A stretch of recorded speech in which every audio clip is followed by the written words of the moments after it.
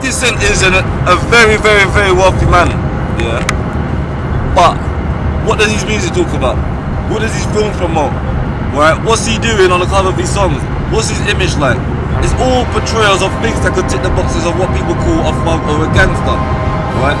So they're thinking, hold on a minute, if 50 can do it, I feel like I'm more than 50. I won't stitch, I won't do this and that. So, alright, I'm gonna try and have a hip hop career or rap career or be known in my neighborhood like I am a rap star.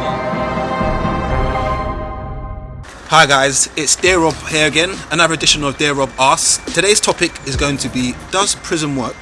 And is there any way that parents can avoid their children getting caught up in the system? I'm at HMP Aylesbury, here to pick up my good long-time friend Oliver. He's been inside for almost about 7 years now. He got 5 years IPP, but still seems to be here. So what we're going to do now is he's going to be here in about, oh gosh, my phone's ringing. Hello mate. I'm here now, brother. Wait, I'm here. Where are you?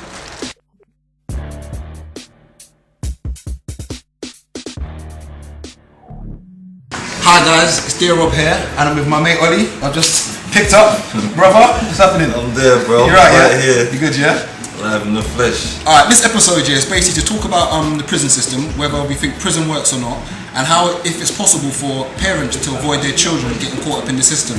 Now, I've done a bit of research on the reoffending rate, and it looks like 25% of people who actually enter prison actually reoffend. I wonder why this is. Does prison work or doesn't it work? Another thing I found in my findings is that the black population is only 2.2% in the United Kingdom. However, we make up 50% of the prison population. Why is that? Out of 26% of out of 100% of prisoners inside, 26% of them are actually black females and 24% are actually black males. Why is it that we sort of have such a huge factor in this prison system? Well, anyway, I'm going to get back to my mate Ollie. Tell us a bit about yourself. So, what's your story? Where have you come from? Basically, parents came from Africa to the UK. Came to the UK as one of those people that's coming to go uni, go school, and better my life because I've already come from a very rough background. But I got out of it at an early stage. So my purpose of coming to the UK was really for me to go to school and get a bit of education and actually better chances in life. Committed an offence a couple of years ago. Got involved in firearms and you could say the wrong crowd, and I ended up in prison. How did you get involved in all this? How did you get involved in this? Was it peer pressure? What actually led you into this sort of life? Well, my personal story will have to be that there was a breakdown at home between myself and my parents, which then led me to be around different individuals who didn't always have my best interests at heart. So when I was doing things like smoking, not coming home, or it involved myself in things I should have been, there wasn't that support network there for me. The support network that's there was supporting the negative things I was doing rather than trying to discourage me. You have needs, everyone has basic needs. You have food needs, you have clothing needs, you have shelter needs, and whether or not you're working, you're going to try to fulfill these basic needs. And at that state of my life, I was fulfilling these basic needs by committing crime. How many years did they give you? Well, they initially gave me 3 years. Okay. Which is like a tariff that you have to do. Okay. So I go to court, he says you've got to do 3 years, and after 3 years you're considered for parole. Yeah. I've actually ended up doing 7.5 years in there because of the simple fact that the parole process, once you're in prison, it gets manipulated and tampered with like you won't believe. Is that why you think there's a lot of black males in prison because we get stopped a lot? I think we do get stopped a lot, and when we do get into court, there is certain maybe natural prejudices that people do have. I mean, when we say the race card nowadays, it's almost seen as we're fools that you can't think of anything better than to say we're racist. It's almost like we're being required to use our heads, so it's almost like, alright, then I know you're racist, but I have to come with a system or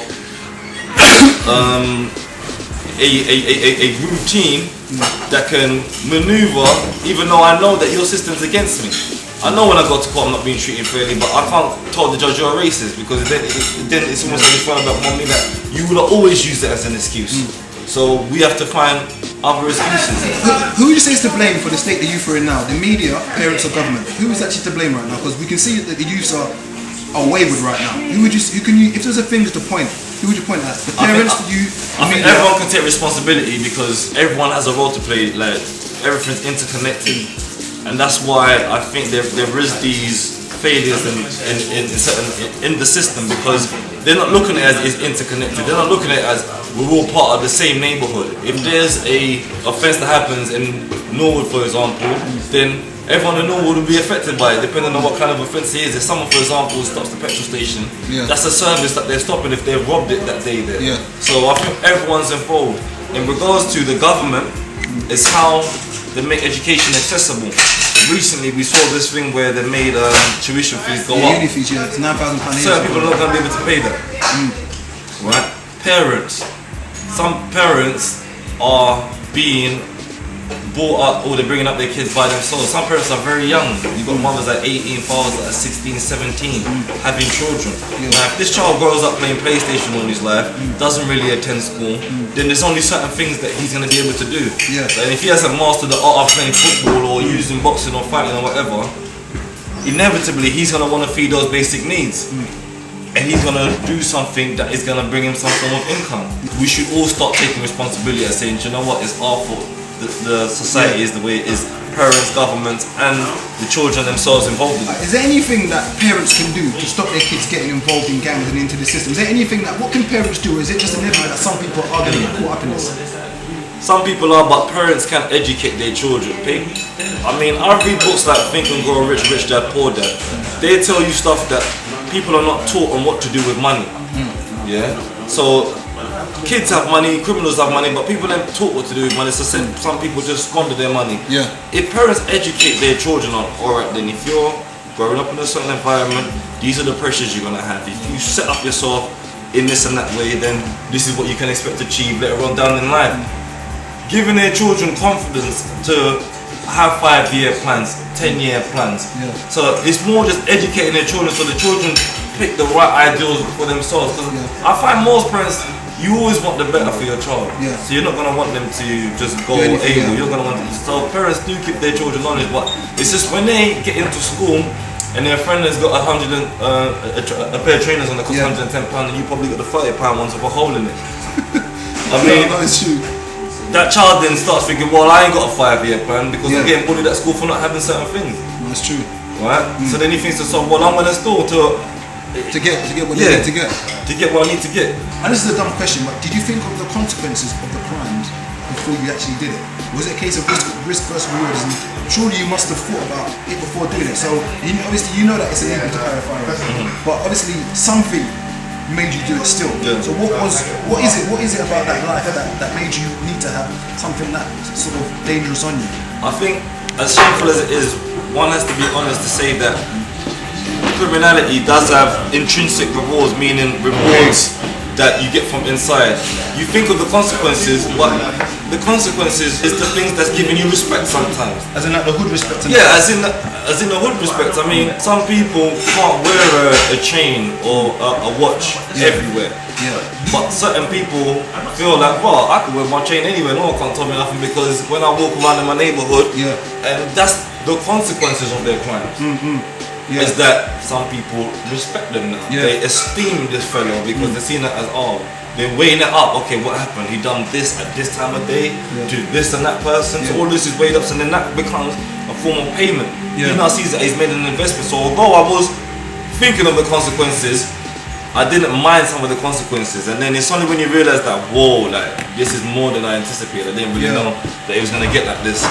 But yeah, you don't mind some of the consequences, or you get to a point where you don't care of the consequences. You feel life is that bad, so what is the consequence? I don't care if I could end up in prison or if I could end up dead, because these kids are now, they get to a point of depression. Because it moves you away from certain things in life that make you happy. Like you have money, but you have to hide it. You're driving in a nice car, but you're looking over your shoulder. You're making sure you're on point. How much part do these elders have in these kids' lives? Because a lot of these kids have no father figure. So do these sort of kids look up to these older men and take what they say as word? And how does it work? Yeah, depending on the kid. If the kid has no father figure or older role models that are giving him a positive influence, then yes, they are bound to look to their elders or men who are older than them for advice and guidance. What can parents do to stop this? And what can, not to single out single moms, but let's say there's situations where there is a woman who hasn't got no father figure and she's got a son. What can she do to stop But this? parents do, because parents say don't speak to strangers. And ultimately that's what sometimes these elders are. They're a stranger that we've never seen before that comes up to us and tells us, well, I can help you with this, that, and the other. Yeah. And also making our younger ones know that when people like you, they wouldn't put you through something that they themselves wouldn't do. Say that again? When people like you or love you, they wouldn't make you do something that they wouldn't like done unto themselves. Okay. And this is one of the key things that helped me start moving away from that lifestyle. The fact that I said, hold on a minute, you want me to do something that you're gonna sit there and not do. Yeah. So numbers, they get the youngs to do their dirty work. Yeah, because sometimes the instructions is not plain forward as in, oh, go and get that. Yeah. It's done subliminally. Yeah. It's almost done like as if they've worked brain, so then you're doing what they want you to do without them really being forceful upon you. Because they're thinking, oh, you don't mind being around me. You know I've got a little name already. Yeah, so hold this strap. Hold that. Go and do that for me. Okay. Because now that younger wants to be associated with that older because he's found something that he values now. Yeah. Because some people haven't got money or house or friends to value it. They've got their street cred to value and they'll do anything to value it. Yeah. As sad as it seems, To finish, what would be your message to the youth right now? So every kid that's listening right now, what would you say to them? Somebody that's been inside and has done 7 years and just about to finish their term. What would you say to them right now? I would say, listen to what your parents are telling you, because if there's anyone that loves you on this planet, it's your parents, it's your brothers and your sisters. If not, when someone says something positive to you, just say that they're saying it from love, innit? Get knowledge. Yeah, if you want to do something, find out how to do it. That is very crucial. Get knowledge, because when people say knowledge is power, it's not power unless you know how to use it. Yeah, get knowledge, find out how to run a business. You can find out all of these things. If you like buying a particular clothes, find out how to sew that clothes yourself. Be patient. Don't rush nothing. It's a marathon. It's not a sprint.